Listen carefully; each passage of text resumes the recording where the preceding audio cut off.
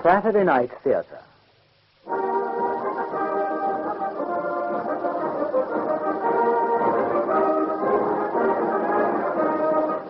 Tonight's play is set in and around the prisoner of war compound on the Aleppo-Mosul stretch of the Berlin-Baghdad Railway near Nesabi. The year is 1918.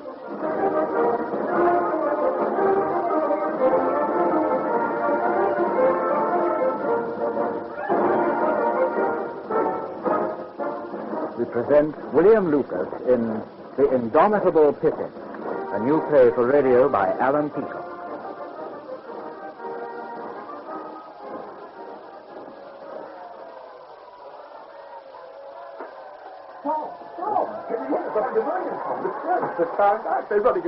Sergeant Spencer, you do not burst into this room without knocking, and you will stop acting like an hysterical girl. Get to attention. I'm surprised at you, Spencer. 3 years as a prisoner of war should have taught you the value of discipline. Our Turkish guards are becoming sloppy and inefficient. That's no excuse for you to do the same. I expect you to set a clear and decisive example. Yes, sir.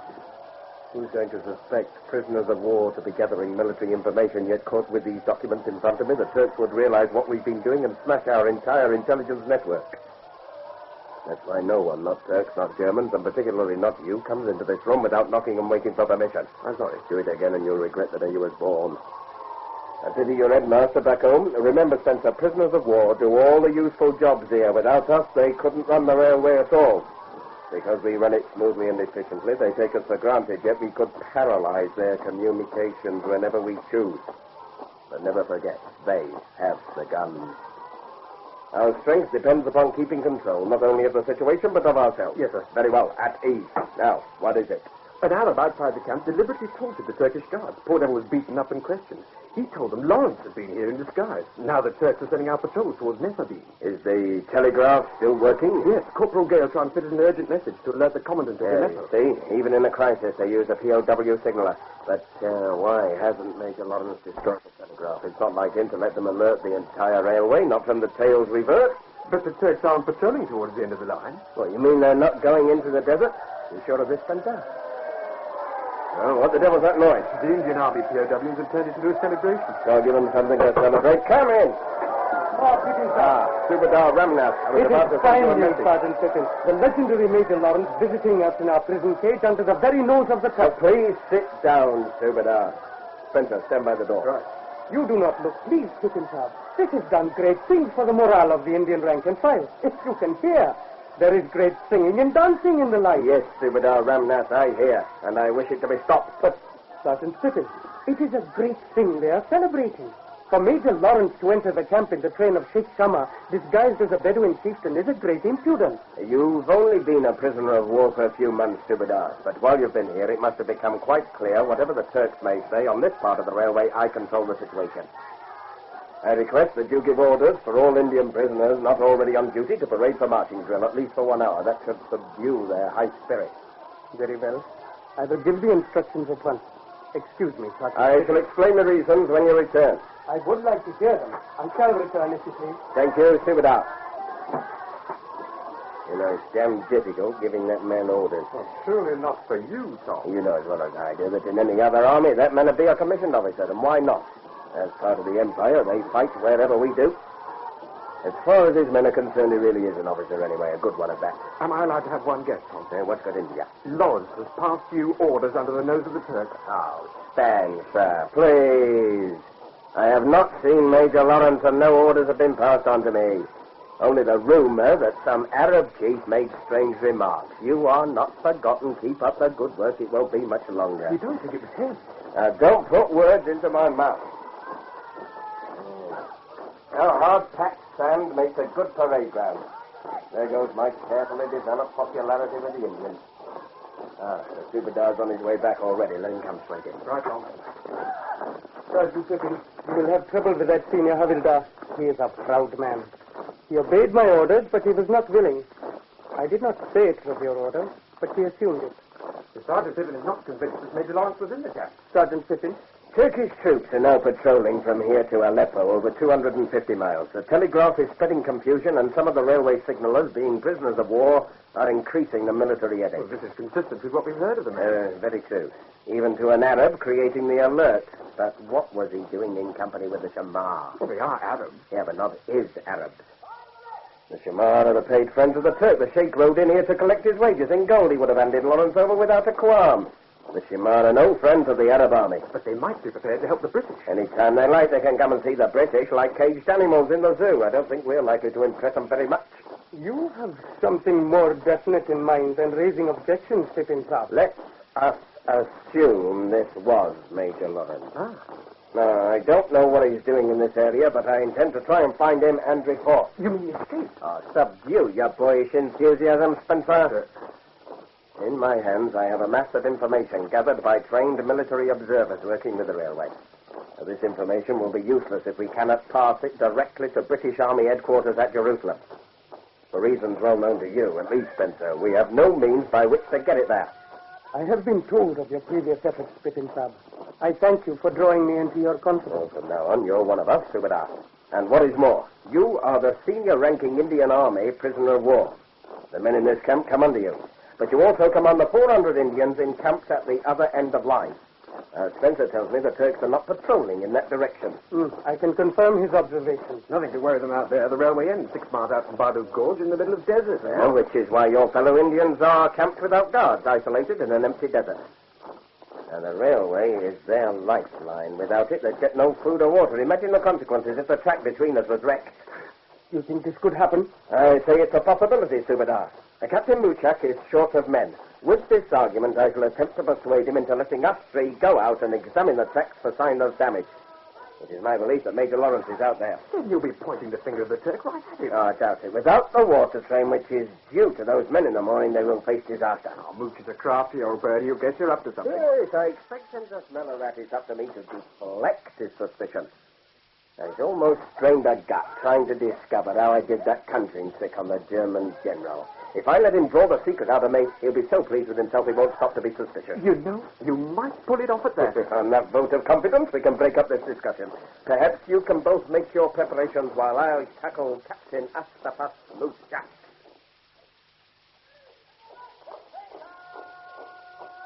To see the arrogant figure of Sergeant Pippin striding through all the heat and confusion out there makes me regret my faded youth.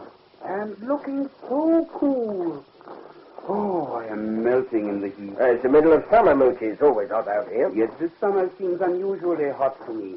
Excessive weight, I suppose. Oh, I will try to reduce it. If you can't lose weight in this Turkish bath, you never will. Oh, stay happy and fat. It suits you. There speaks a man without a spare ounce of fat upon his body. And happy. I suppose you have come to gloat over our stupidity. You know me better than that, Moochie. But I haven't only come to look at your model bridges. All my life it is only model bridges, never a real one. We set out to build a great railway from Berlin to Baghdad. It was to be a partnership. But who controls the construction? The Germans. We Turks know best what is good in Turkish territory, but when we begin to make argument, what happens? We are turned into soldiers. They put me into a uniform and call me captain. What use is that? I am only a civilian railway engineer who once hoped to build bridges. If only they would let me design one. But no, the Kaiser, the all-highest, has given the orders. Do not let Muti build a bridge, he says, and keep him far from the pleasures of civilization. Oh, 2 years in this hot house. And now you're Laura. You're getting up a fine head of steam there, Moochie. Hey, you mean to say you really believe in this tale of a British officer turned Arab chieftain? There is a very large reward out for his capture. Arabs believe in him well enough. He is not just a chieftain, Tom Pippin. Auran, they call him. Emir, Sharif, a prince, Auran. So there's a strong chance that the railway may be attacked or at least damaged in some way. Between here and Aleppo, that would be quite impossible. Now, between here and Aleppo doesn't concern me. Between here and the camp at end of line does. We have the water train due to them in the morning. I presume you're patrolling the outward section? There would be no point in damaging the railway out that way. Would that stop an enthusiastic, hot-headed young Arab? We have to take a chance on it. There are no men to spare. I don't take chances with men's lives. That section must be patrolled. If there were men available, I would send them. I promise you, it is not laxity on my part. Very well. Then get me permission to examine the line myself. There are also none spare for escort duty. My first responsibility is to the safety of 400 Indian prisoners of war. With or without escort, I request permission to go out and examine that section of track.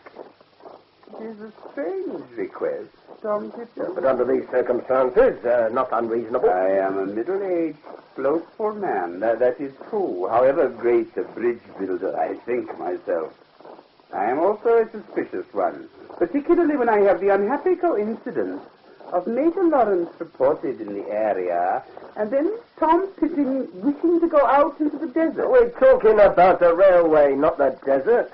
I originally asked for your own men to patrol the section. A request which you probably anticipated could not be met. You see, I have reason to be suspicious. You're a clever man, Tom. It would not be difficult for you to make a fool of me. You made a fool of a German general. That affair has nothing to do with this. Yet I can never forget the general's face as he pulled the playing card from his pocket. I don't make fools of my friends, Moochie. Not even if it were your military duty? I remember when you and I were far from being friends, Tom. It was not a happy time.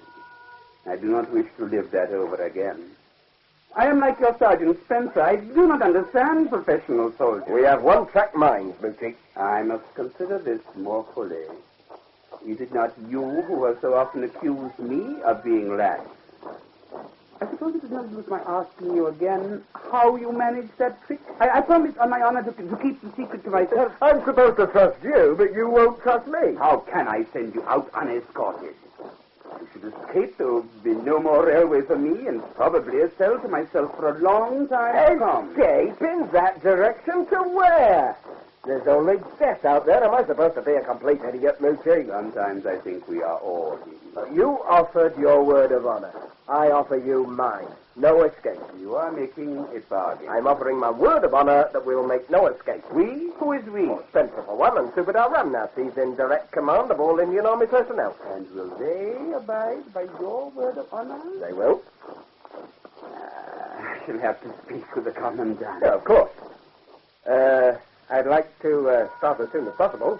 But you were going to tell me about the German general. Oh, did I say that? I was definitely under the impression.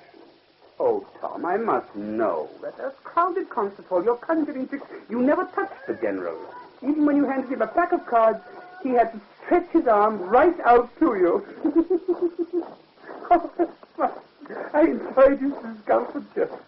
I have driven myself sleepless, trying to think how it was done. Well, if you must know, Moochie, your word of honor not to say a word until the war's over. My word of honor. Very well.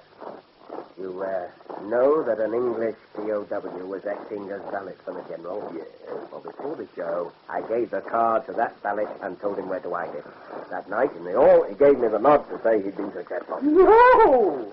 Acting! Your astonishment! Your reluctance to accuse the mighty German general. It was superb. And do you mean to tell me the card is there in his pocket all the time? Time's getting on, Moochie. Eh? Yes. Of course. I will speak to the commandant at once. My word. I'm truly glad that we two are friends, Tom Pippin.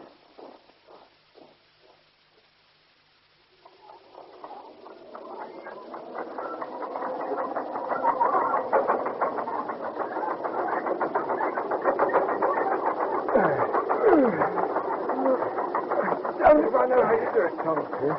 Three prisoners of war bumping a hand-operated explosion along enemy railway without escort. Enemy railway, Spence. You seem to forget this was built by us.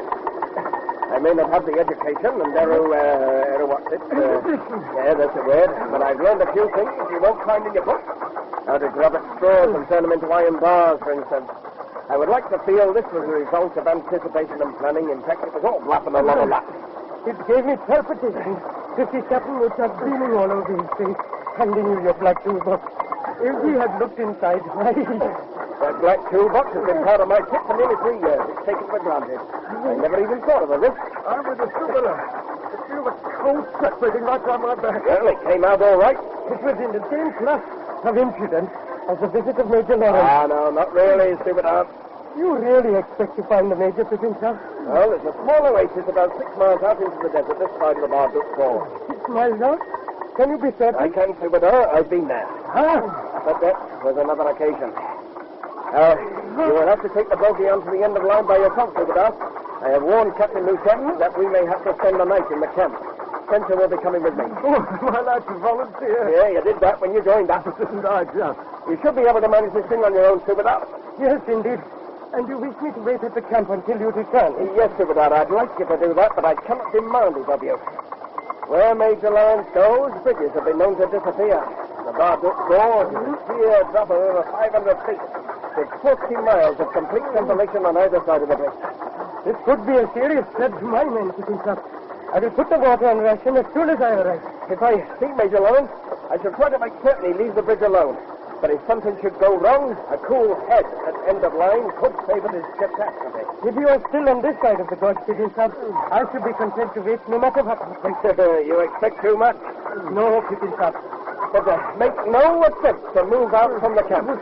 Marching men need more water than men lying in the shade. You shall not move until you come. Good. Now slow down, Spencer. This is where we get out and walk. I don't have a bit of stupid out taking this thing on his own. Don't worry on my behalf, Captain Spencer. 6 miles is a long way to walk in the desert. There's a gully just ahead. We'll stop there. Pick up 4 of the water bottles. I'll bring 2 in the box. Right, now.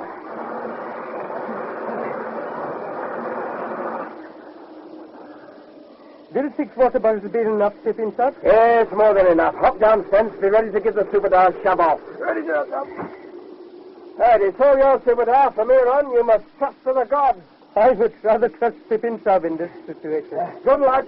Good journey and safe return to you both. We shall take no risk. You do the same.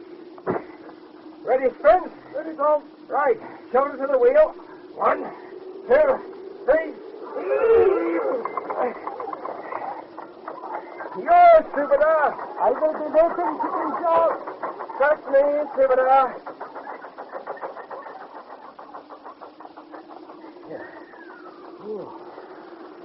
We'll lie in the shade for a breather before we set off.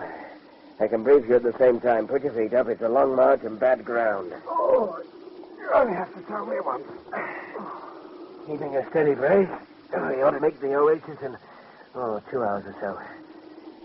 When we get nearly inside, you will take the black box and fall back. That's a good idea, Tom. Look, I'm giving orders, Spencer, not having a discussion. Sorry, sir. Oh, damn it. Look, Spence. When I said there was no planning and anticipation, I meant it. Having acted on impulse, I'm trying to plan as I go. Improvising? Yes, again. Yeah, I have the reputation of being a brilliant planner. You must be the only one who realizes that most of my planning is to get me out of whatever mess I've created. And thank heaven it doesn't often affect your sense of discipline. Yes, there's something to be said for the education of a school teacher. No, I wasn't a school teacher for long. Volunteering for the army wasn't very clever. Look where it got you. Private tutor to a thick-headed army sergeant. You're my star pupil. You're a damn good teacher. It's rubbing off on me. It works the other way, too. Yeah. Yes, we'll make a soldier out of you yet. As long as you learn to obey my orders. I'm listening, Tom. Good. Inside of the oasis, we shall drop to a crawl. You will stay behind me and move about 100 yards to my left. Bury the black box in the sand and stay by it. I shall go on into the oasis. If anything should happen to me, you will withdraw and join the Superstar at end of line. You don't expect me to abandon you. Look, I shall not enter the oasis unless I'm fairly sure there's a British officer around. But anything can happen. Wait until you get a signal from me, and under no circumstances hand the box to anyone but me. If it goes wrong, and it could, I'm giving you orders to get away. Wait with the Superstar, and if I don't get back by morning, assume the word. I don't like it. Now, like it or not, I expect my orders to be obeyed to the letter without question. Understand? Yes, sir. Right. Now, pull your kerchief over your nose, keep the sand out. Time to march.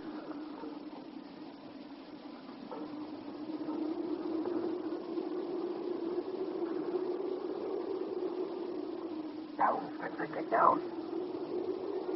We nearly walked into him. What did he do? Crawl up beside me. We were nearer than I thought. Look, the oasis. It must be over 200 down there. You saw the Sheikh Shamar at Leslie. He's dead. Or is he among that lot? I think I see. Sitting on a post. Yes, right enough. Looking down on those two fellows.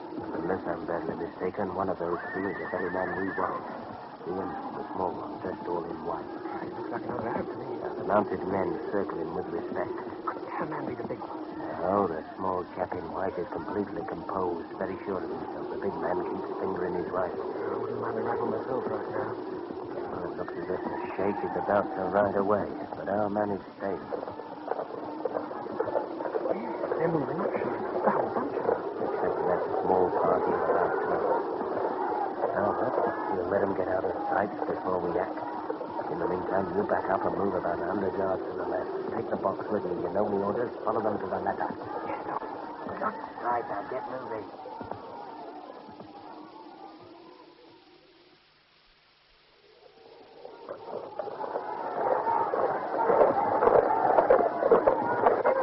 We walked with him in among the Turks, and he did not know my robber. The Emir looked evilly upon us all. We have played a trick upon him as well as them. He is gone, and we are still alive. It is well done. I would not trust that one, Oran. I do not trust him, Abdullah. I use him. After dealing with the bridge tonight, he will be secure. Then we hurry back to Azrat for the gathering. Ashraf! All the tribes massed for battle. It will make the days for remembrance. Children will speak in awe of the might that grew from Azrat.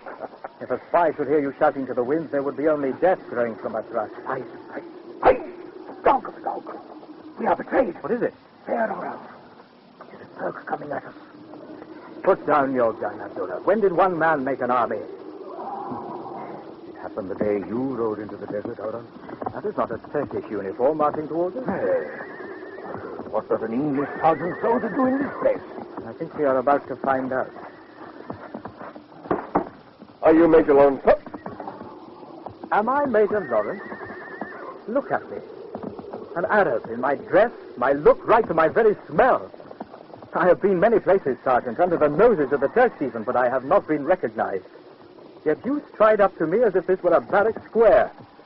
A little scruffy in your dress, perhaps, but in every other way, a regimental soldier to your immaculate sons. You are Major Lawrence? Yes, I am. We can't talk out here. These are not my men about the oasis. They have light fingers and might well think you a Turk. Come into my tent. I have a signal to make first up. No, you will do nothing until we have spoken in my tent. Make no attempt to signal, or Abdullah will shoot you down now. Come on, Sergeant. In here. Sit down on that saddlebag. Now then, who are you? What are you doing out here, and who is this signal for? I am Sergeant Thomas Pippin of the Worcestershire Regiment. I have a man out there with information for British Army headquarters. And you knew exactly where to find me? Well, it seemed logical. I've come from the prisoner of war camp near Nezabin. A prisoner of war? With information for HQ? However improbable it may sound, sir, if you will allow me to signal my men on the ridge, you can examine the documents for yourself. How do I know that your signal may not bring down the whole Turkish army upon us? A trap, yes. Yes, sir, of course. It could look like that. You could be who you say you are, but you could be a decoy. How did you know where I was?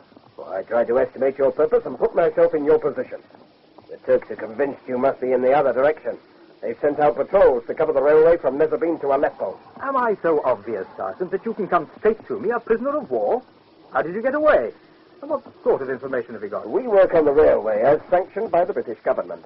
As a pre-war civil project, the Berlin-Baghdad Railway is permissible work for prisoners of war. I know that. But what information? Well, it's been collected by other prisoners working on the railway. Trained soldiers who know what to look for. It covers military deployments throughout Syria and Palestine. All units are identified. You have collected the whole Turkish order of battle? Well, it's taken time, sir. We have to get the information out. Trying to find you was a logical gamble. With your permission, sir, I will signal to Sergeant Spencer, and you can see for yourself. You're going to signal no one. Where is this man of yours? Watching into the oasis, about 100 yards to the right from where I came in. And there is no one else out there? Not to my knowledge. I shall see for myself. Abdullah, you will watch this sergeant soldier closely. You will not be allowed to move outside this tent. If we tie him up, Aaron, I can come with you. I will go alone. You'll be wasting your time, sir. Sergeant Spencer will not hand you the documents without direct permission from me. Sergeant Spencer, you say? I'll go and see for myself. Guard this man well, Abdullah. He will stay out on. Major Lawrence, he has my orders. He's gone, Sergeant Soldier. Sit down again. And do not come closer. You may be armed to the teeth like a bandit, but if I decide to go out there, you would not stop me. In your eyes, I see the same stubbornness as I see in those of Arons. I do not wish to kill you, but if I must... The last thing I expected. Oh, well, let him go. He'll find out for himself, but if Spencer disobeys orders, I'll... No, not that. Do not worry, Sergeant Soldier. Arons will use cunning. He will move out from the other side of the oasis and circle around. He will look to see if there are Turks. There won't be. Arons must see for himself. Then he will come up softly behind your man.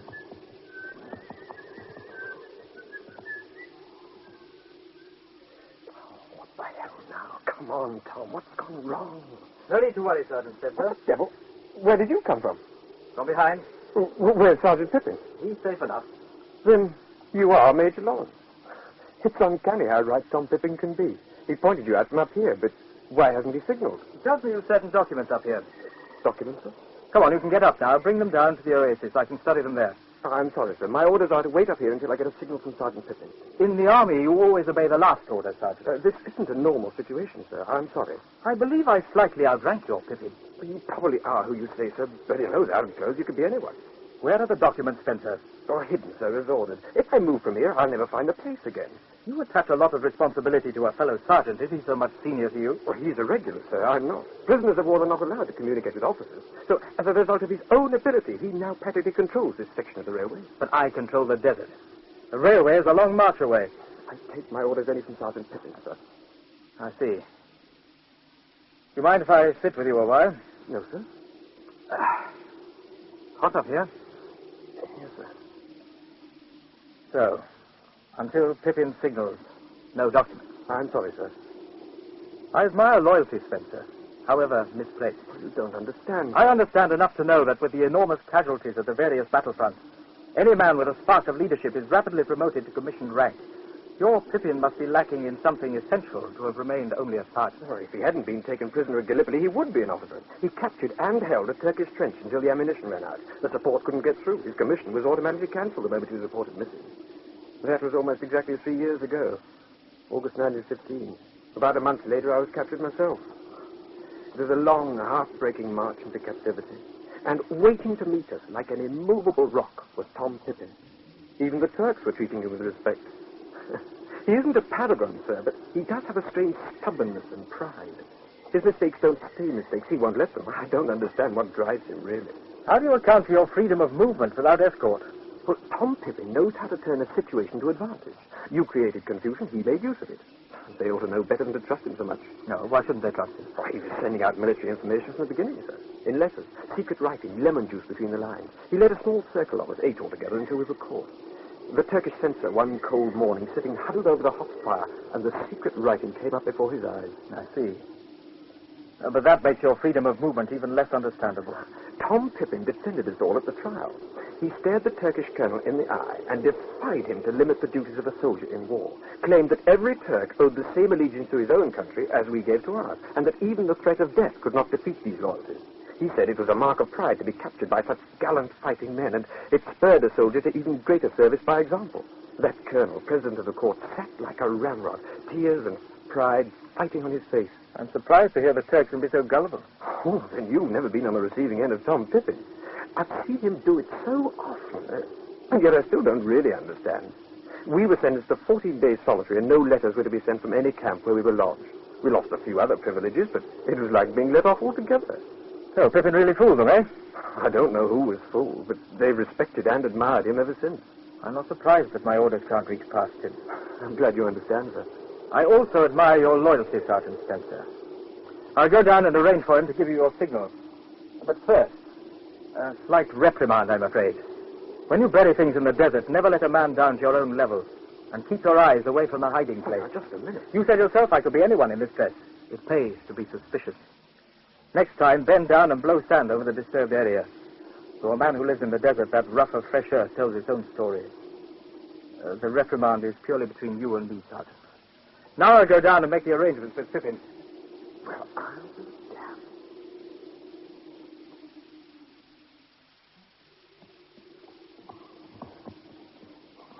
have been worried, Allan. You have been long gone. It was necessary, Abdullah. I've seen your man, Sergeant Pippin. It's hot on that bridge. You'd better give him your signal. He obeyed orders, then. Did you doubt him? Not him. You are the unknown quantity, sir. Come on outside.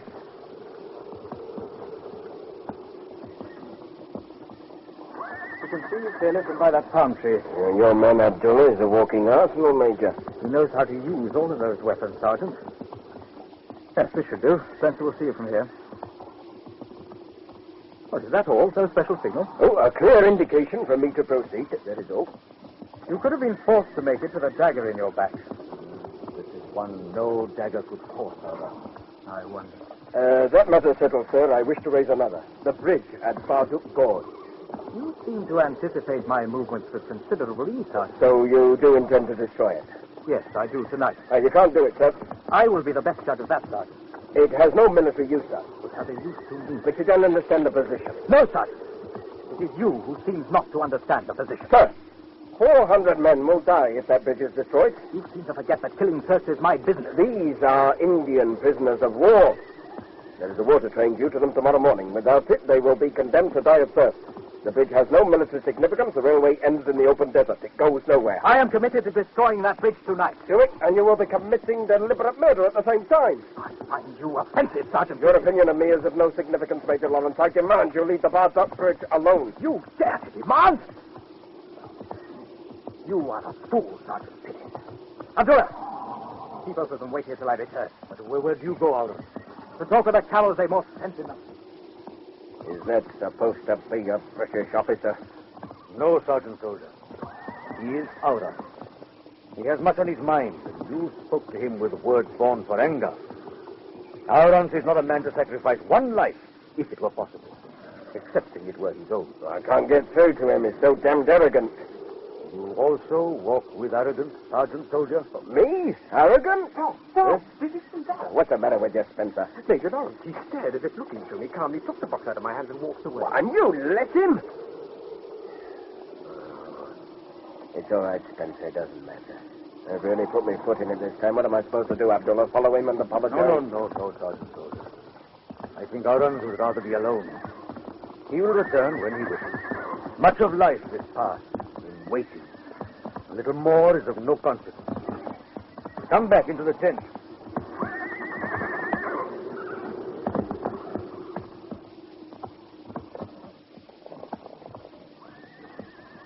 We dare not wait any longer. Go and fetch him, Abdullah. We have to get back, and it's a long walk. We might as well wait for dark now, Tom. Aurans will come when he comes. We're not only walking back to the end of line, Spence. We've got to assemble those Indians and march them out before the bridge goes down. Look, if you won't fetch him, I will. No need, Sergeant Pippin. And you can forget any plan for marching the Indians out. Do that, and the Turks will realize I'm only creating a distraction. Can you make room for me to sit down? Sorry, sir. I'm taking up a lot of space. Thank you. No need for you to stand, Pippin, unless you wish to. Sir. This information of yours. I'm in a position to confirm some of it. What about the rest? Oh, it takes about 7 days to notify me of changes. There may be a 10% error. I would think less. General Alamir will welcome you with open arms. You must come with me tonight. I will see you on the way. No, sir. We brought the information for you to pass on. We have to return. What? To get out without escort involves the use of my word of honor. I see. Then you will be back in a position to act after I've dealt with the Barduk Bridge. You're determined to destroy it? I'm going to compromise. There is no other objective I can use to get my results. Today I have given the Turks reason to be suspicious of the Shamar people, who are not friendly towards Prince Faisal and myself. Even though the Sheikh could still persuade the Turks that they have nothing to fear from him, I must have the Turks actively opposed to the whole Shamar. To achieve this, I have to make it seem that the Sheikh of Shamar is behind the attack. That Shamar saddlebag over there will be dropped by the broken bridge as evidence of their treachery. The Shamar will not fight with us, and I cannot afford the risk that they might fight against us. It takes an Arab to fight an Arab. The Shamar must be neutralized, and the Turks must never be able to trust them again. The bridge has more military significance than I realized. It would suit my purposes to make only a token break, small gap.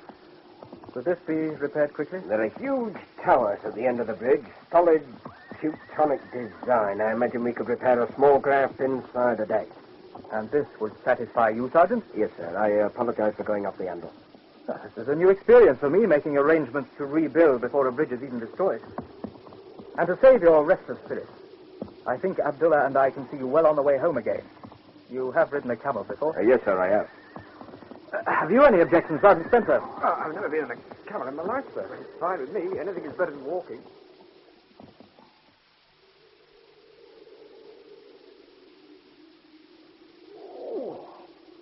Anything is better than walking, I said. I should have kept my mouth shut. I'll never ride a camel again so long as I live. I ache in all the wrong places. Well, we could never have made it this far on foot.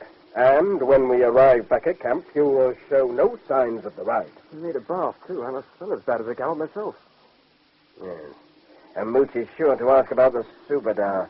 We shall tell him that the Indians at End of Line were restless after the rumors and that he's come back there to keep them under control. I suppose this adventure is to be kept secret. You will not mention it to a soul. And tonight we shall keep a lookout, turn and turn about. Oh, I was looking forward to a full night in that lovely bed. Oh, we listen out for the bang. If the noise is loud enough, we shall have an excuse to rouse the whole camp. To think I volunteered for the army. Any complaints, Sergeant Spencer? I'll think of some when the war's over. Oh, straighten up and step out. Come on, Spencer. We'll make a real soldier from you, yes.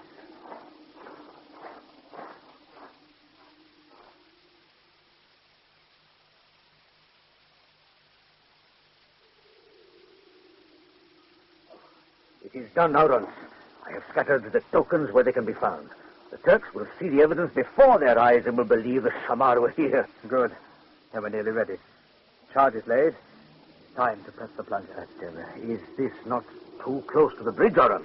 Shall we run to the other side of the world to hide? No. A big tower will screen us. Oh! You stumble, Aurons. Something wrong. Little path. Oh, the sickness has returned. I will go as fast as it came.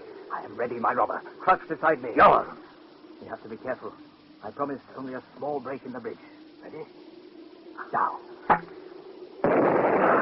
It is well, Aurons. A small one indeed. Comes by sickness. The tower seems to be moving. It is under the feet. It moves, Aurons. Get off the railway track, Abdullah. The tower is moving. Who designed that bridge? Small part blown from the center span, but see! The bridge, all of it crumbles into the floor. It drags the railway with it. I promised Pippin.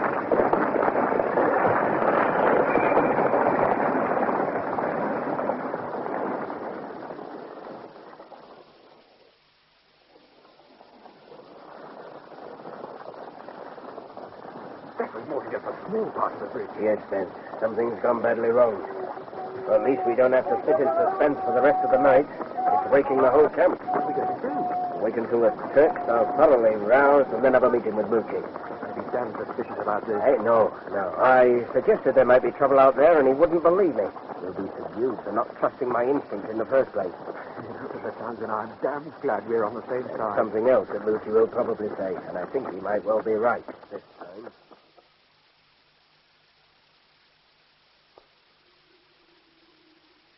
It is no use to look with empty eyes, Aurons. The bridge will not come back. It was the will of Allah. He took it in his hands and cast it down. It was a necessary risk of war. Oh, I am weary, my robber. Let us go. The sergeant soldier will build a better bridge. Pippin will need a miracle to throw a bridge across that gaping mouth in the time. He is a man with destiny on his forehead. He dreams by day. Such a man makes a dream come into reality. Are there really such men, Abdullah? Yes, Aurons. I serve such a one myself. If I thought you were mocking me, my robber. Come. You will leave this for the man who must rebuild. He has his task, and we have ours. There is far to go.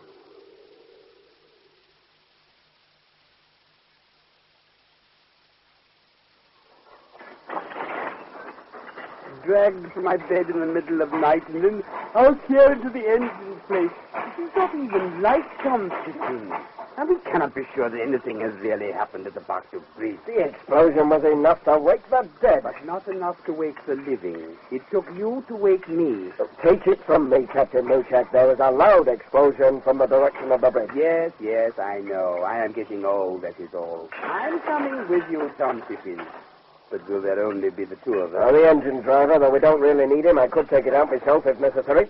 I've given orders to my men. They'll be kept busy enough. If it were anyone else... Oh, hang it. Why wait any longer? The sky's growing lighter to the east. It's 3 miles to the bridge. Should be light by the time we get there. Come on, Moochie. Up your chest.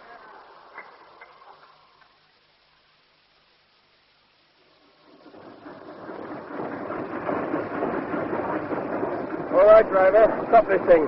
Stop! Hang on. What is it? Do you see something? The line up ahead, torn and twisted. We are many 100 feet from the bridge. Yeah, that's another thing. There is no bridge. No bridge? I cannot see with all this steam. Here. Let me help you down. You will see well enough away from the loco. Up, down, this time in the morning, at my age, at my weight. It's too much to ask of a man.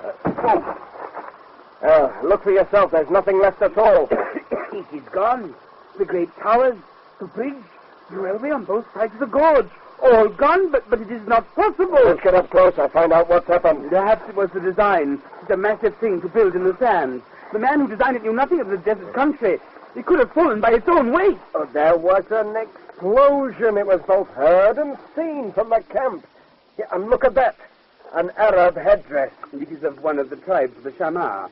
They are friendly to the Turks. And that? Part of a saddlebag, a Shamar saddlebag. And lying beside it, a stick of gelignite. The Shamar are friendly. They would not turn on us. I think the evidence speaks for itself. The Shamar have joined the Arab revolt. So we must go back to report. But the whole bridge has gone. What about the 400 Indians, the Subadar? There is nothing we can do for them now. Moochie, ever since I have known you, you have complained that your talent for bridge building has never been used. This is not a time to talk of wild dreams. I'm talking of action. We are going to build a new bridge. We have only 3 days. This is the moment you've waited for all your life. No, let us not talk of this. Not talk of it? Now, don't tell me your nerves failed at a time like this. Oh, Tom, please, do not talk of it. Let us think of some other way. There is no other way. Oh, what the hell? Look at me, Moochie. Are you capable of designing a bridge, or have you been a blubber of wind all this time? A blubber of wind to say this to old Moochie. I say it to Astafas Mushak, the man who's longed all his life to build a bridge. A man who has the chance to take life in his hands and mold it to his own desire. I am not a man for this sort of thing. It is too late. Rubbish. I am harmless. I talk much, but it is only idle dreaming. Do not spoil the foolish dreams of a silly old man. Just you listen to me, Captain Mushak. You are going to design me a bridge if it kills you. You hear me? I cannot. It is all pretense. You are emptying me of my vanities.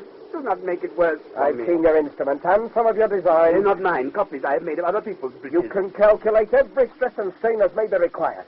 You've surveyed this whole area in detail. You even suggested the gorge ought to be spanned 300 yards further down than the original. The gorge is only 170 feet wide there. I thought it would be the better place. It is the better place, and we shall prove it. With the tracks torn up, we shall have to relay to the gorge in any case. We can lay them to the new position just as easily. You will need men on the other side. No time for that. Then it is impossible. Nothing is impossible. Now, there are many kinds of bridges. A swing bridge, a drawbridge. Drawbridge, like Arthur's Tower Bridge in London. Hey, why not? Then we don't need to climb out over the gorge during the construction. Men get careless when working at speed. You would need a great tower solidly embedded to support such a thing. It would take longer to build than the old bridge. But is there no way to build a bridge quickly, yet which could be done without climbing out over the gorge? Only by building a bridge on wheels and dragging it across. See? You ask for ideas, and I have none that are worth talking. I like that. A bridge on wheels. You would need men the other side to pull it across, and it would be so heavy. We could push it across 6, 7, 8 locomotives or more if we should need them. Not wheels, rollers. Helicopters. Oh, yes, would topple into the gorge by its own weight. Perhaps not. However ridiculous it may sound, Moochie's speech is aught aloud. Between us, we may hammer something into shape. Under the surface of this sand is solid rock on both sides of the gorge. If we cleared that, there would be good support for rollers. To stop the bridge toppling over, we could build it more than twice the width, say 400 feet long. Then the weight of the structure will be self-supporting until we can establish it on the other side. This is the dreaming of Astafas Mushak. Let him dream on. This will be an immense project. It's never been done before. Well, it's the first time for everything. But so much material. I'll leave that to me. To you? I know all the prisoners of war look to you as their leader, but you do not have full control. You are a remarkable man, but you are still a prisoner of war. Now, don't waste breath, Moochie. You know damn well who's in control here. I've had 3 years to perfect my organization, and I've had some outstanding men to help. Men trained in all the arts of war and communication. They're already commandeering rolling stock and mountains of material at all points on the railway between here and beyond Aleppo. Not possible. In any case, it would require a very high authority to sanction such action. I had planned to eventually dislocate railway and telegraph communications behind the battle area, which is coming nearer every day. But this emergency has forced me to show my hand. I have the authority of the battle commander himself. You have gained the authority of a German general? Not in actual fact, Moochie. But he's very preoccupied in Nazareth at the moment. Now, the authority is forged. By the time he gets to hear of it, well, who knows? The credit will be given him if we succeed, and if it were to be generally known that forged orders have been issued in his name, it'd dislocate his entire chain of command. His every order would be suspect. I know military ways, Moochie. And what's more, I've sacrificed my own plans to save those men. I shall never be able to pull it off now. Well, Moochie, are you going to design me my bridge? I don't know. There's no one else with the experience and ambition for me to call on. It is not that. You are a truly formidable person. It is my own ability, I doubt much, as I would like to do this. Will you try, Moochie? 400 men must die a terrible death out there if we should fail. By tomorrow morning, I shall have men and materials on the site. I must have a design. We come into a war as enemies, and look at us now. Not just friends, but men working together for the same cause. I will design you a bridge, Tom Pippin.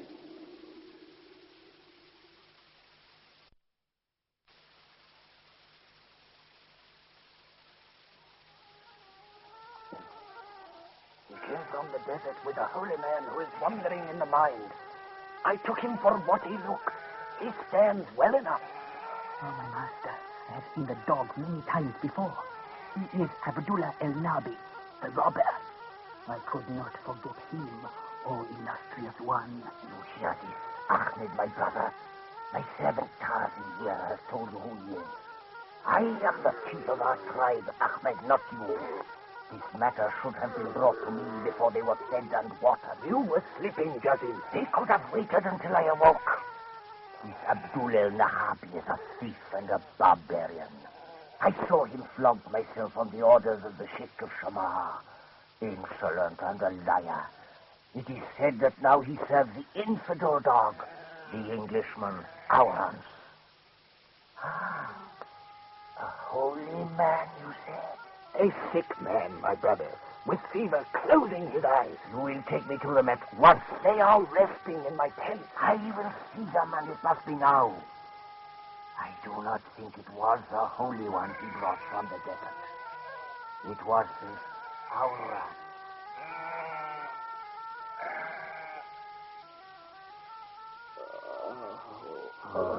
Aurans, this is a bad sickness.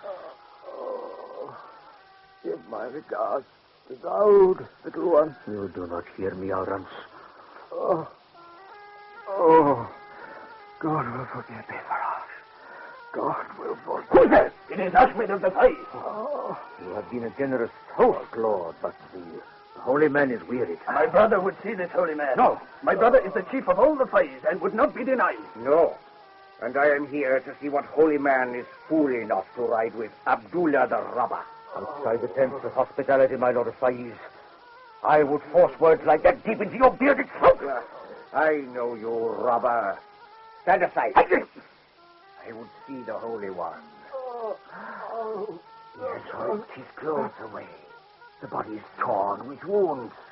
What sort of holy man is this? A greater man than ever walked the desert in all times before. This is the Englishman, Aran, the Prince of Mecca, Lord of Faiz, a holy prince. We of the Faiz owe no allegiance to the servants of Hussein or of his son, Faisal. The mighty Lord Aurans is fevered He has fought many battles for Arabia. That broken body. Yes, it holds the spirit of a mighty warrior and prince. Abdullah. Arans, is that you? Where are you? I am here, Arans. Abdullah, I see you. Where are we? In sanctuary, Arans. Who are these men? It is our host, Ahmed, and his brother, the chieftain, Jazim al-Fail. It is all well. It is well, Arans. It is well. Oh, we must not run. Oh, we must not run. Let they do what he will. We shall stay to fight. What is Call him a Tom. We shall stay to fevered fight. once again. He fights the battles of the past. He's at Hazar, where we brought the Turk under Hamid Safari. That was a battle. We shall leave you. Good rest, my friend. And to you, Ahmed, most generous one. Oh, I do not trust the Jazim. But we must wait, Arans. We must wait. Your body needs its rest. I will sit by your side. My dagger is ready. Oh. Now rest, Arans. Rest well.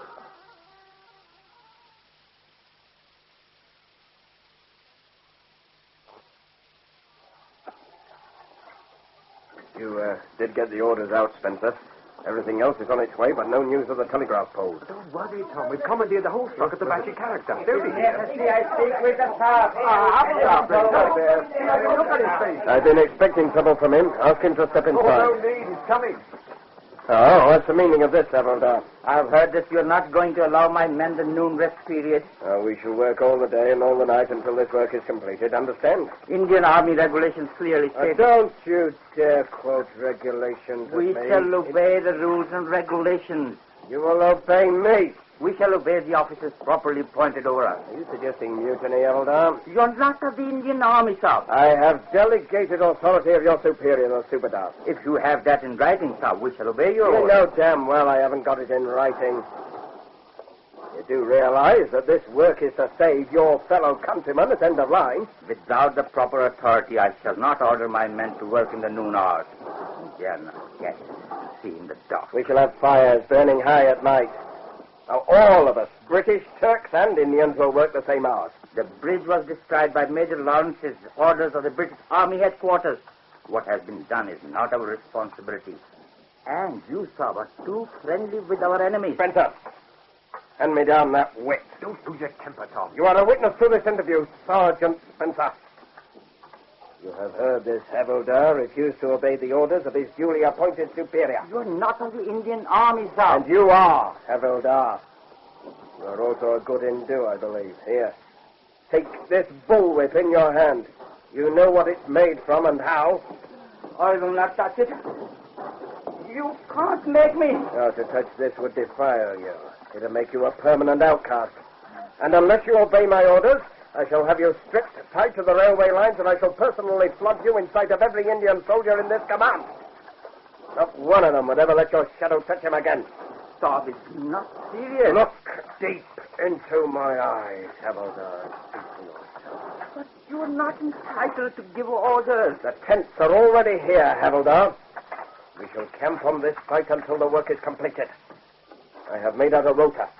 The men will be separated into working parties and will work a shift system. The work will go on continuously. You will accept the authority delegated to me. You will take this rota and you will give the necessary commands to all Indian ranks. You understand, Havildar? Get to attention, Havildar! That's better. Now, I understand what's caused this action of yours, Havildar. You're a soldier, and a good one, too, if I'm to believe the Subadar. I will ask you once again. Will you obey my orders? Very well, sir.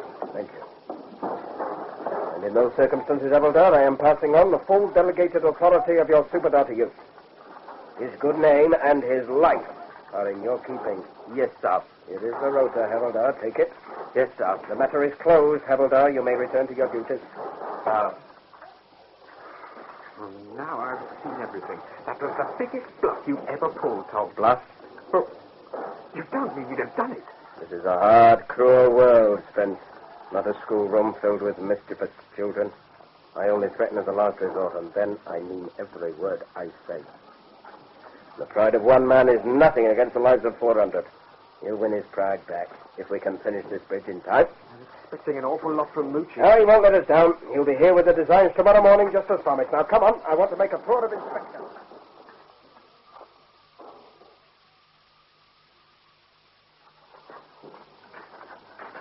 I have worked through a long, sleepless night, but I think I have done it. Here is the main plan. Most of these are various structural details, and these are various elevations. But this may explain it best. It's sketch of a construction before crossing the gorge, and another of the bridge in position. Oh, it looks good, Moochie. Really good, eh, Spence? It looks very good on paper. It is higher than I first intended, but I had to be sure of its strength. I have spread the weight over 500 feet, which gives a better incline to the center. Oh, what are these? They look like pony shafts. When locomotives push the structure towards the gorge, those shafts will be locked onto them to avoid the bridge swinging away. It may look strange, but I have no precedent to follow.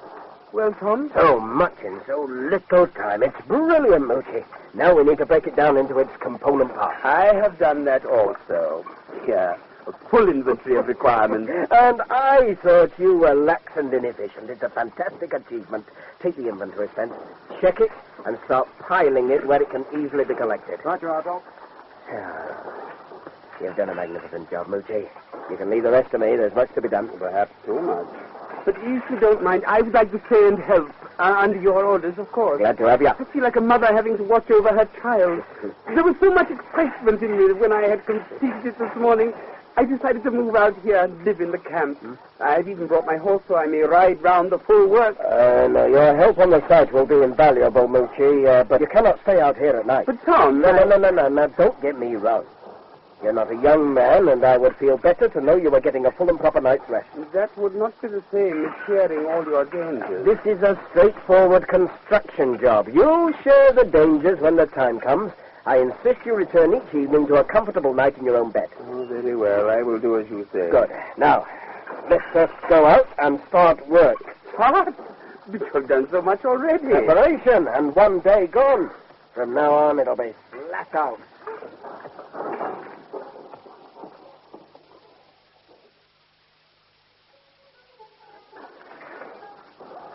Oh, it's been a good day's work, Havildar. Please thank your men for me. Thank you, sir. No trouble with the firewood. Oh, no, sir. We are using some of the railway slippers as you suggested. And the men are satisfied with the rotor system? They grumble, but it is the only way of the old soldiers. But they will obey orders. Good. But, I feel there's something else on your mind, Havildar. Please feel free to speak. There are many superstitions among my men, and there is also growing belief that this bridge will demand a sacrifice, sir. In my country, it is well known that such a great thing is worthy of it. I'm not altogether keen on sacrifice myself, but if you think it necessary, Havildar, I'll arrange for a couple of goats to be brought out. Try to arrange it so the ceremony won't interfere with the work. You have not understood me, sir. No? The bridge will demand a human sacrifice, and it will not be for us to give. It will be taken in its own time. I'd like that sort of talk discouraged, Havildar. I tell you what is in the minds of my men, sir. You try to get it into their heads that this is a bridge of life we are building. Don't let them dream on thoughts like that around the night fires. It may give some fool stupid ideas. Sorry to interrupt, Tom, but it's important. Come on then, out with it. Thank you, Havildar. If there's nothing else. No, sir. I'll return to my duty. Now, what is it, Spence? Trouble. There's an Arab out there wanting to speak with a Turkish officer in command. Something about Major Lawrence. But good job Mootie's gone back to Nepal.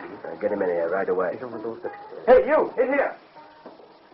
Forgive my humble rudeness, O mighty Lord. I am come from the tents of my master, Jassim Advice, with urgent news. Speak out, then. You are the commandant, Lord? I'm the master here. You may speak. I have traveled fast to bring a message from the Faiz at the orders of my own master. The English spy Orange, for whom you have offered great reward, lies sick in the tent of my master's brother Ahmed. My master begs that you come soon to take him away. This Orange is alone? No, Lord. His servant Abdullah the robber is with him. I myself recognize that one, and my master has seen the infidel dog Orange. And this Orange is sick? My master told me to tell you he was hot and talked strangely from his sickness. They have rested in the tent of my Ahmed since last night. How far is your camp? I rode my camel out while the men slept from the hot noon of the sun. How long's it been here, Spencer? Oh, about 20 minutes before I got him, or so I gathered. Now it's nearly 5 o'clock. If he left his camp at 1, that'd make it a 3.5-hour journey. Butcher left his horse behind. Get it saddled. You can't go out there alone. You, servant of the pot. Lord? Wait here. Come, Spencer. That man in there thinks we're Turks. Major Lawrence is in trouble and must be warned. I thought the Arabs were supposed to be his friends. There are Arabs and then Arabs. I'm going to warn him. They'll kill you. Now, they'll probably think I'm a Turk, same as that chap. If I don't come back, use your intelligence. Make up a plan. But I expect to be back before morning, as long as I get off at 1. You will be in charge here. Now, get that horse saddled for me.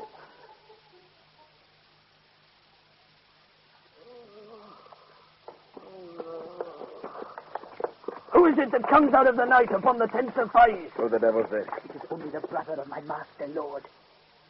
It is Tazi, the servant of Jassim el-Faiz, the chief. I bring a Turkish lord. The dog, Tazi. Hold your camel still, Tazi, that I may help you down. I can come down for myself. Make the camel kneel. Kneel. Kneel. It kneels. I can do it well enough. Climb down, you dog of a dog. Climb down, I say. I come. I come. And you, Turk, stay as you are.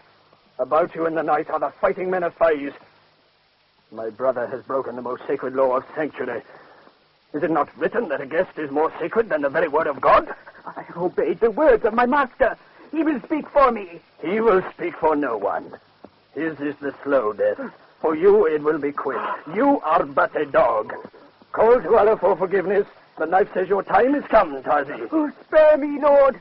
The dagger is too great a thing for such as I, who have but obeyed the commands of my master. Die, you dog of a dog. For the ignorant we must be merciful. A coward to the end. It's done.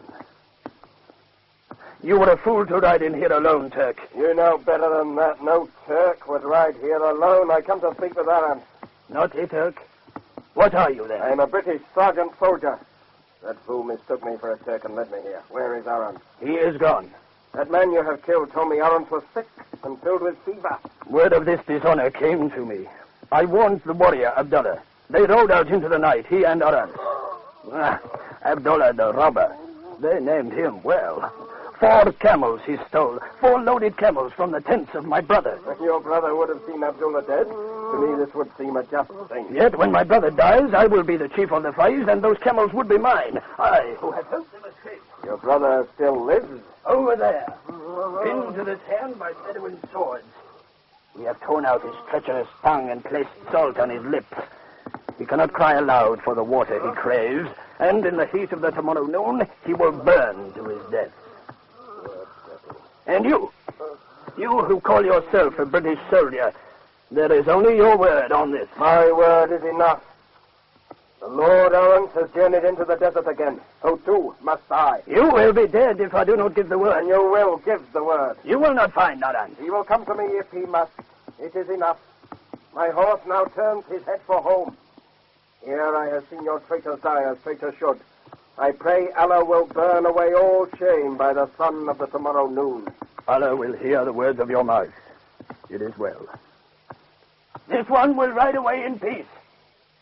The word is given. You will not be harmed. I greet a greater chieftain than the Faiz have seen before. Our shame is not by half so much. It is a private thing. Go well, you servant of Aran.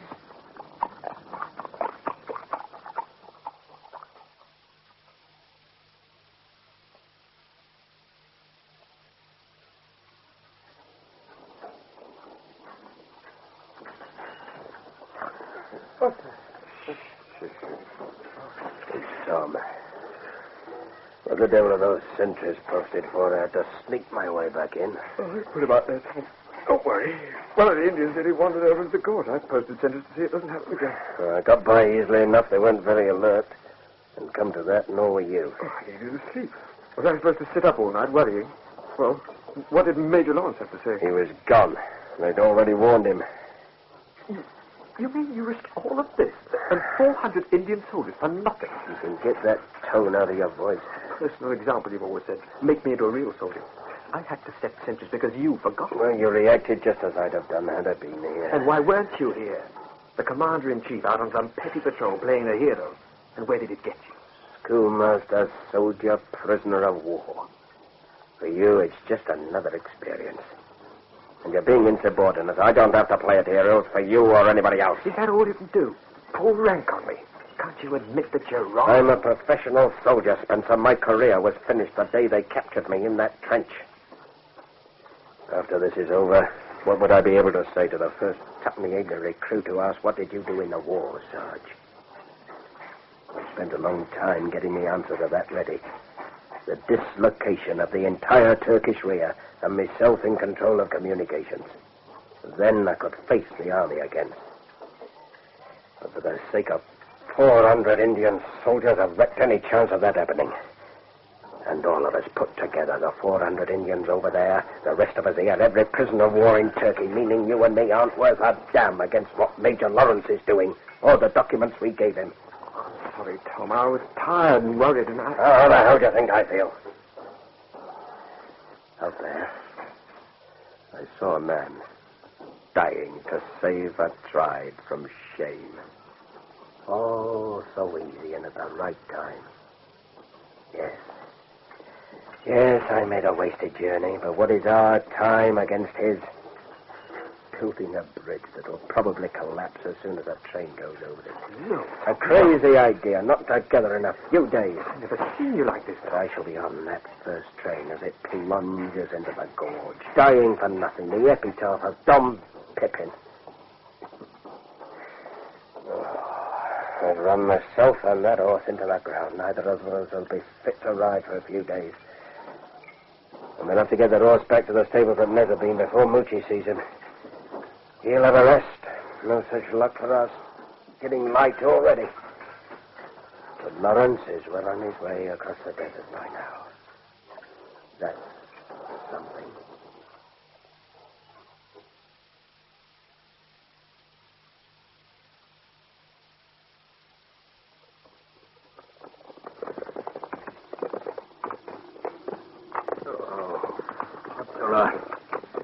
Abdullah, why am I tied to this camel like a piece of baggage? Abdullah! Aaron, you are awake. We ride camels, but I dreamed I slept in a tent. And the sun is rising. It is morning, Aaron. Am I a child not to know it must be morning when the sun rises? Look, it's on our right. We journey northwards. And 3 other camels follow. We lost the 4th into the night. Where are they from? From Jassim al-Faiz. He does not need them. It was no dream then. I rested in a tent. Is camel stealing your way to thank a host? Jassim dies the death of a traitor. His brother came to warn me that his servant had gone to fetch the Turks. As we rode away, 4 camels chose to follow where we went. It is a mystery of the desert, Aaron. But they're foolish camels, heavy loaded with salt. So, why do we ride north? Hold! Hold! Look ahead, Abdullah. A railway shining in the morning sun. And there, lines of tents. Which way did we ride after leaving the fight? Towards the rising of the sun. Did we cross the deep gully on the way? Yes, Aaron. I think we lost the camel there. East and then north, to where the railway ends. This is the place that Pippin spoke about. The camp at the end of the line. We shall find no welcome here. It is the will of Allah, if you like. 3 camels loaded with salt. In the desert, men go parched without water. Without salt, they are dead. Here we will find a greater welcome than you know. And a place to gather strength. Come.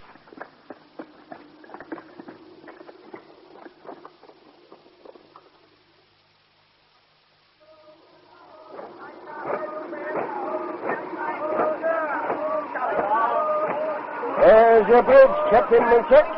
2 days and nights. Men work to exhaustion, but we're ready. You have driven them more than we would ever dare. You'd have to fight Tom Pippin if you tried that. Everything ready, Spence? Just about. Good. The engines will begin to move forward when the green flag is raised. The red flag will stop them. Captain Minchek, will you please give the signal to commence? The Commandant Nezabin is watching. He will see all that we do. We'll give him something to remember. Move away! Get those men away! Come on, at the level! Get moving! Good. Come on! What's up? Right, now comes the test we've all slaved for. Give the signal, Moochie. There. That's acknowledged. 2 sharp whistles for all to move forward, 1 long whistle for all to stop. The front engine is slipping his wheels. They go round, but the engine does not move. It's moving now, slowly but surely. Steady. It's going to work. I am holding my breath and praying. At this moment, all my weaknesses are back upon me. But I have designed this thing. Halfway across, it really is working.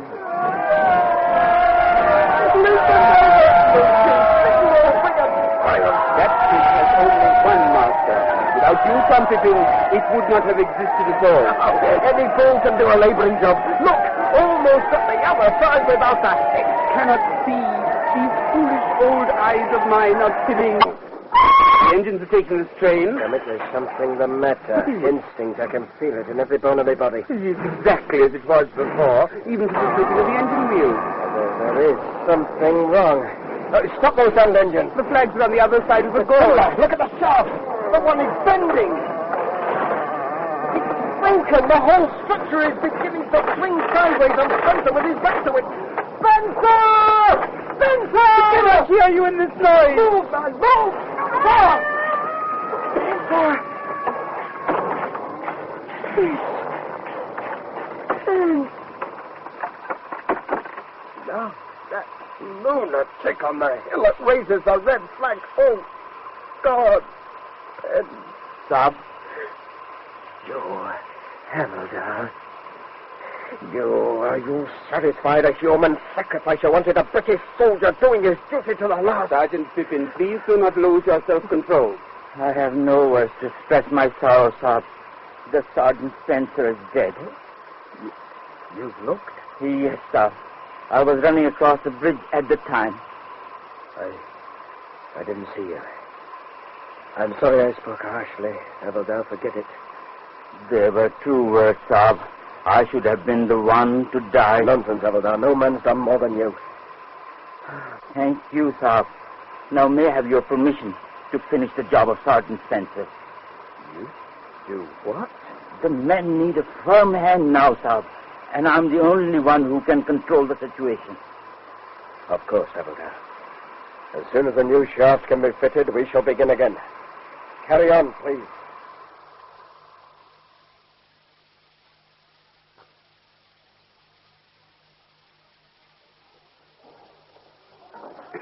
Can I come in, Tom? I won't keep you a moment, Moochie. Make yourself comfortable. The water train is ready. And the bridge? Many iron stakes have been driven into the rock to hold it steady, and the track is laid on the other side. And now we come to the real acid test. Just let me finish this. In case it does all go wrong, I'd like to leave the record complete. The Indians are convinced that the spirit of a fine British soldier guards the bridge and will keep it safe from harm. Spencer was killed in a moment of personal carelessness.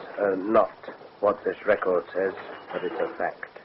Unnecessary. He was your friend. Yes, he was my friend. I feel he was also mine, and I have decided to give the bridge a name. The Spencer Bridge. No, Captain Moochak. That isn't necessary. I have informed the Commandant, and it is agreed. There is another thing. Bad news? I have been promoted to Colonel for my brilliant feat of organization. Well, I'm damned. Congratulations, Moochie. The Commandant also wished to award you a Turkish medal for heroism. What? Oh, no. I'm sorry. That's out. I can't take it. That is what I told the Commandant you would say. Tom, I owe you very much more than I can ever repay. You designed me a bridge when I wanted nothing more in the world. And we haven't got that water train across there yet. I'm ready, Colonel Moochak, if you are.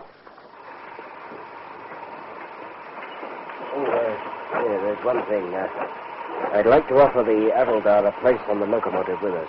Whatever you say, Tom. Havildar! You will give him great status with his men. Oh, he already has that. I'm offering him a chance to join Spencer at the bottom of the gorge. Have you lost confidence? No, take no notice. Havildar. Yes, sir. There is a moment of great crisis ahead. The bridge is to be crossed for the first time. Should we succeed, the water train will continue the full journey to end of line. Colonel Mushak and I feel that you have earned the right to ride in the locomotive with us.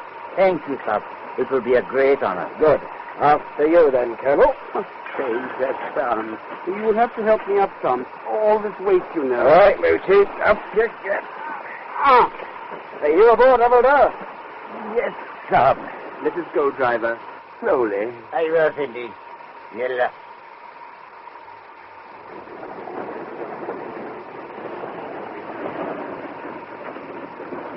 Oh, we'll soon know the worst. Here it comes.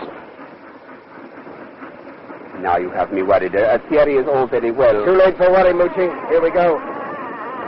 Well, if anything does go wrong, I have the pleasure of being in the company of men I would choose to die with. There's no danger, sir. Of course there is, Havildar. Not with Sergeant Spencer guarding us, sir. I told you. We're nearly across. Not even straining. It really is a strong bridge, Moochie. Not sweat poured into it.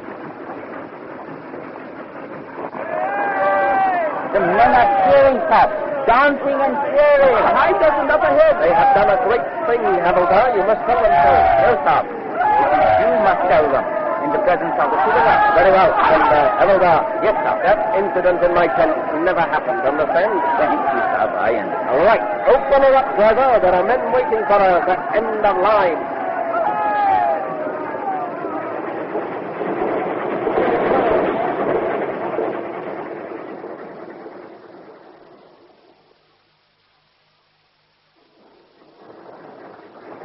Better begin to slow down, driver. The camp is just beyond the next curve. May I borrow your field glasses, Captain Muchak? Of course, son. They're no use to me in this place. I can hardly move. Look out. Come to that. You're more likely to spot your own people, Havildar. You take them. Yes, sir. And keep your eyes open. We're coming round the curve now. I can see the tent, sir. Well? There is nothing moving, sir. Here, let me have a look. Uh-huh. No. Driver, give him a blast on your whistle. My dear, it's so sudden. I nearly fell out of the cab. Sorry, Moochie. Yes, Earth brought someone out. 3 of them. Here, Havildar, what do you make of it? Yes, sir. 3 of them. But 2 are Arabs. A tall one and a small one. I can also see the men. They are lying in the shadows of the tent.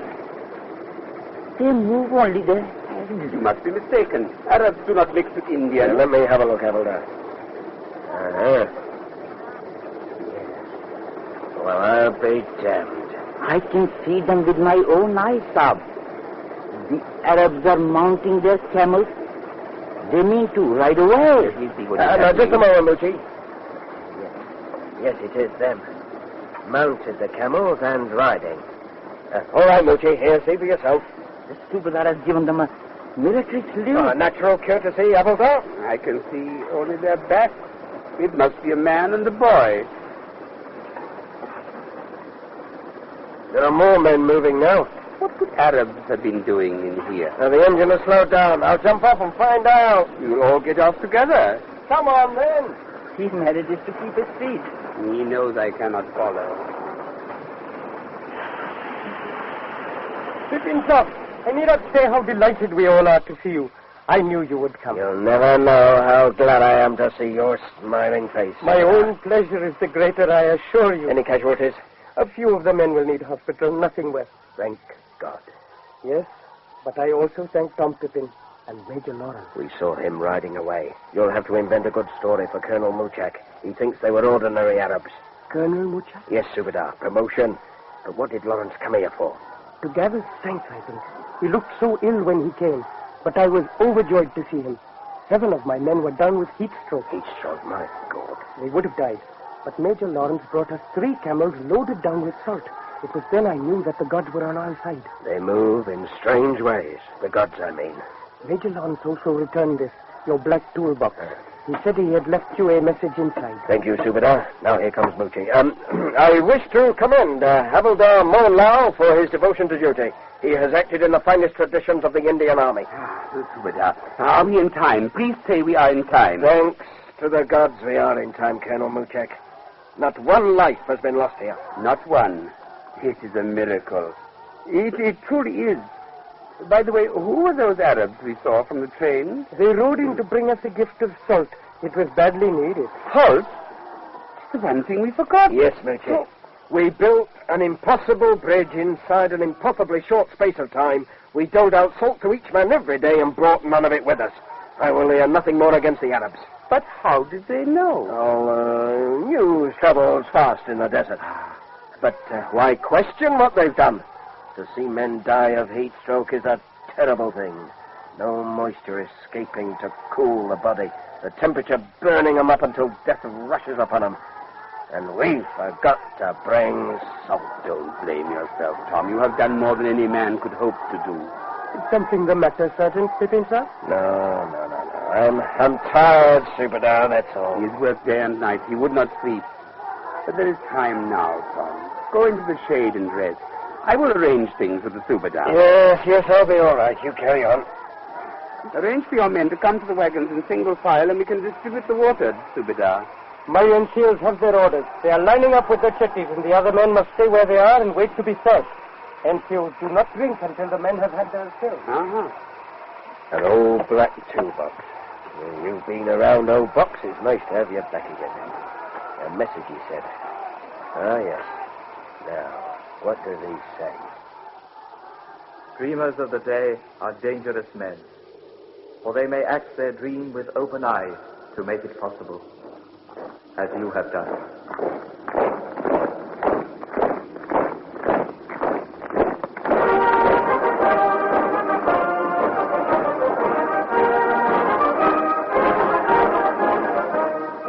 You've been listening to The Indomitable Pippin, a new play for radio by Allan Peacock, with William Lucas as Pippin, Peter Stevens as Muchak, John Bowen as Lawrence, Roger Delgado as Abdullah. The part of Sergeant Spencer was played by John Rowe, Subedar by Hugh Ward, Havildar by Bakshi Prem, Ahmed by Colin Skip, Jazim by George Woolley, and Tazi by Charles Butler.